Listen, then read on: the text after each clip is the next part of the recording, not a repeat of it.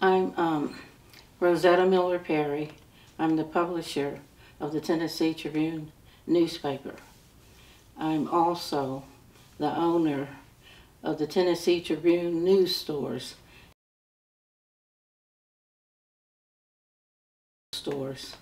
and also I'll own the Tennessee Tribune news store in the new Titan Stadium that is being built. That's phenomenal. That's phenomenal. I want to get right into it. So if you don't mind sharing with us the current landscape of media in Nashville.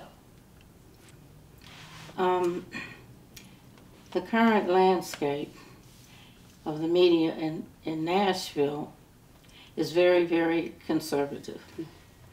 And the black press, we're just one tiny speck in this city.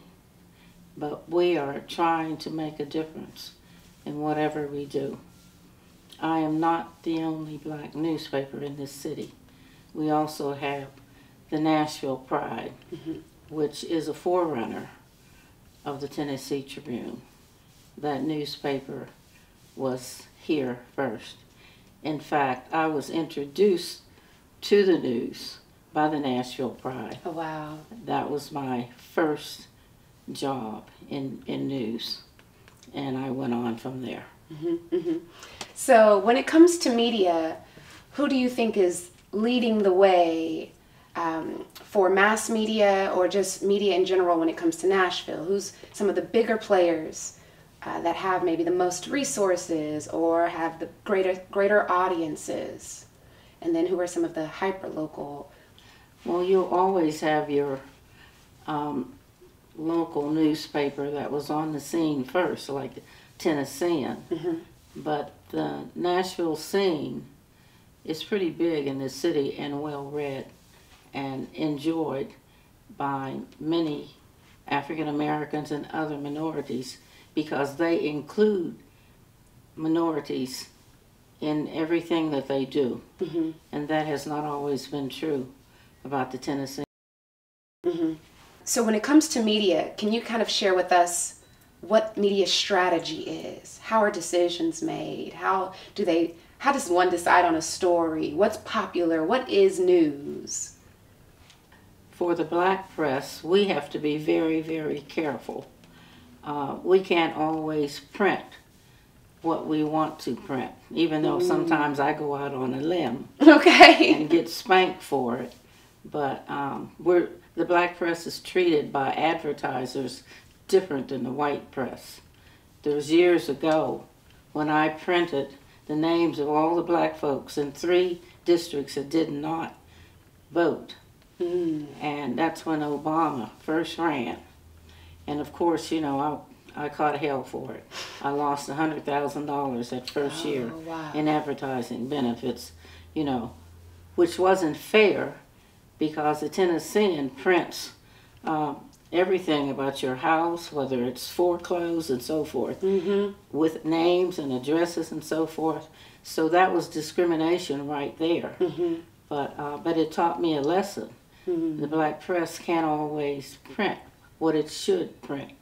You know, I can't always print what the Tennessean print, and that's just not right. Even though sometimes I do try to step out, but my staff will say, we have to have paychecks, you can't do this. Yeah. So then let's get into the economy and how investment is made into media. So as many people know, we practice group economics at Liberated Grounds, where we have individuals who put a small nominal donation into the work that we do. We're not a nonprofit. We might be considering a nonprofit arm at some point because of the ability to make donations at a with a tax deductible framework. But right now, we decide the stories that we tell, and we don't necessarily have to worry about investors or sponsors. But as we grow and expand, because at some point we will have to, what would your advice be as we step into this new economy, this new idea of media and being able to still tell our own stories the way we want to tell them? I would never take an investor who would tell me what I could do with the product that I own. because then you're going to be controlled, and you would never want to do that. I certainly wouldn't do that. I own it, and I want to tell the story the way it is, not the way they want to frame it. So do you think this business model of practicing group economics is a smart one, a smart decision, or just maybe one to just get off the ground? What would be your suggestion of how to kind of route this for the future?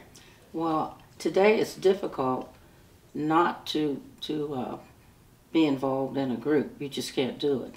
You don't have the money. So it's a difficult decision that you would have to make. Okay. Years ago, we all had to go it alone. If I had to start a newspaper today, years ago, you could just say, I want a newspaper, and you just start one. Yeah. But you can't do that today. Is that because of distribution? No, that's because of money. You have to have. And normally, the problem with the black press is they would tell us, you have to be in business so many years, and we'll see how you do before we advertise. Wow. But they don't do these little white papers that start up, Same way. which is unfair. And it's truly unfair because a lot of the advertisers we would go after are like grocery stores. Right. Well, who buys all the groceries? Black folks. Let's get into media consumers, the audience. What are some of the need-to-knows about how they can interact with newspapers? Because many times it's as if someone else is making the decisions on what's news. And as we tap into new on the front end of the news they want to hear so that we can get advertising dollars and the audience expansion is greater. Basically, that's a hard thing to do. Okay. Because today we sort of look toward national news, and then we go from there. Because basically, there's not that much news locally. There isn't, You want to talk about the stadium, that's fine. But what else is there? Right. So nationally, they have all types of news. And even if it isn't all types of news, you can talk about Trump all day. I mean, and have many, many stories, Yeah. So that makes a difference. So then let's talk about that. Is there a public square? And here I have public square defined as a place where community comes together to talk about the issues that affect us all. Whether that space be physical or digital. Right. Right now we don't have that, but there is a African-American PR firm here, a very prominent PR firm that is nationally known. She is trying to do just that. But, as usual, she's running into problems trying to get all of us together. Okay. Because some of us just have problems. What are some of those barriers? For example, because of the recent race for mayor, she wants to pull us together to talk about it, to see what we can do in the future, because that's going to come up again. Where do we make a mistake? Do we need 5 black women running for one office and so forth? Well, she's running into barriers because one of the women, or a couple of them, they don't want to participate. Yeah. See, that's the problem that we have, in our community, especially when you're dealing with the sisters. It's just a hard act to follow. Yeah. Okay, so I'm going to change directions just a little bit. Can you explain some things for our audience, our listeners, readers? What's the difference between news and journalism? Well, news is usually factual, and journalism can be factual and a little bit more put into it to excite you, or... Okay. So sometimes when you're a small organization, the quality is there. You don't need quantity to be there. But sometimes our consumers of media, our audience feels like, well, this is a bigger player, and maybe because they have more resources, they have better quality. But is that always the case? No, that's not always the case.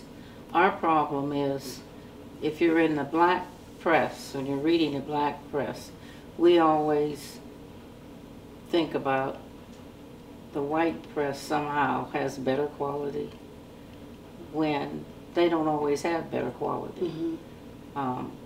So it all depends upon who the reader is. Right. You know, the black press has great quality. What makes something have great quality? What are some of the key pillars of a great story or a great article? Well, you really just have to tell the truth. I love that. You know, you just have to be honest and tell the truth, and not just write an article and make it into a,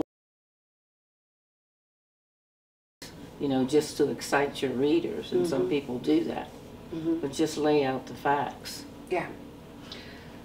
When someone is telling their side of the story, is it my duty as editor-in-chief to make sure that what they are saying is factual?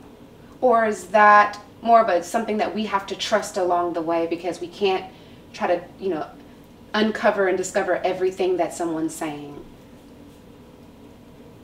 No, it's the duty of the writer to make sure that everything there is an actual fact, because people do embellish. Right. And that's an embarrassment for the newspaper. And sometimes you get sued. Last but not least, can you talk to us about both entry points into the game of media and maybe invisible barriers that you might see us coming up on along the way? Barriers? As a beginner, your first barrier is money. You have to be able to not just have money, but you have to continue to get money and sustain the newspaper. The other barrier is employees. The most difficult thing I have is getting employees. I have no problem in getting white employees. I don't advertise for them.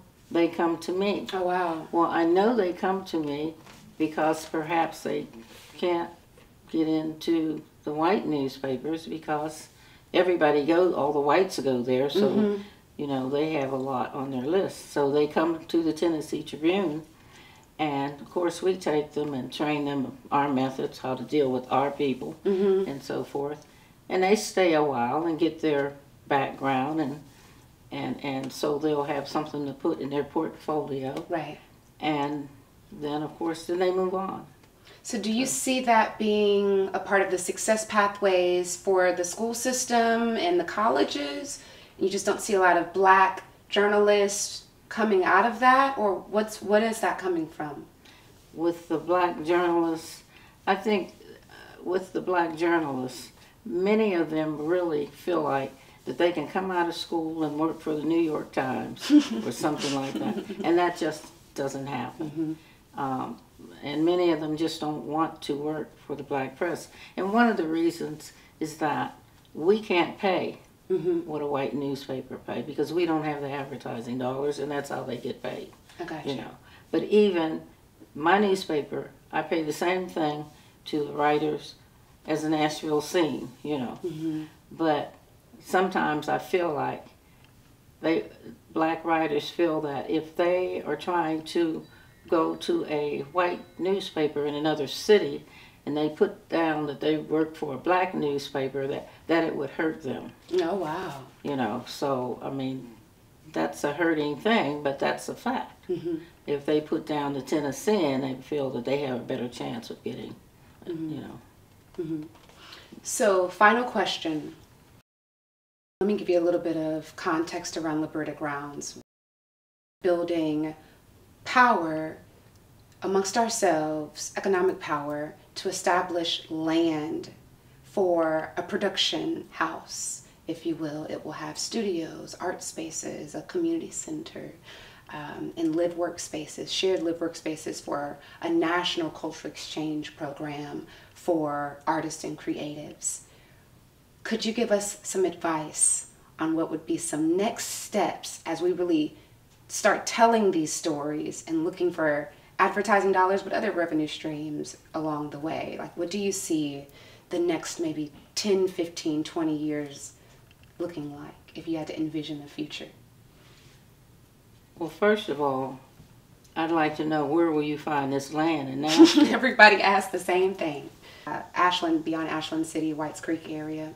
We're almost being pushed towards Clarksville.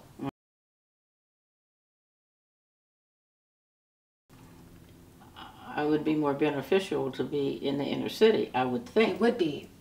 You know. But there's not a lot being offered at an affordable rate right now. Yes. Unless we work with some black families who already have black land who want to do something of this sort on their land. And that's what you should try to do. Okay. I think you'd be more beneficial to be closer in town than way out. But I don't know, because the city's moving out. So that's a difficult question to answer. Do you think that this idea of collective work and responsibility is on the right target for all of us working together to make this happen, versus this being my business and this is my ownership? Everyone has collective ownership in it.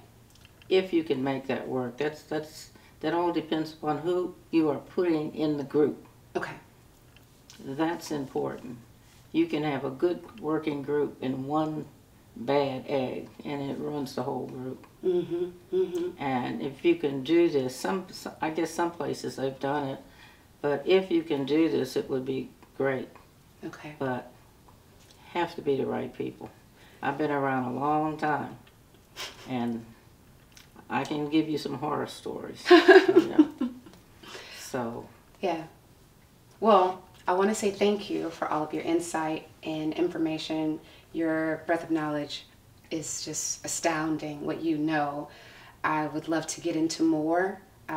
Please, if you don't already, tap in with what the Tennessee Tribune and the Nashville Pride is doing when it comes to how they work to tell black stories in Nashville.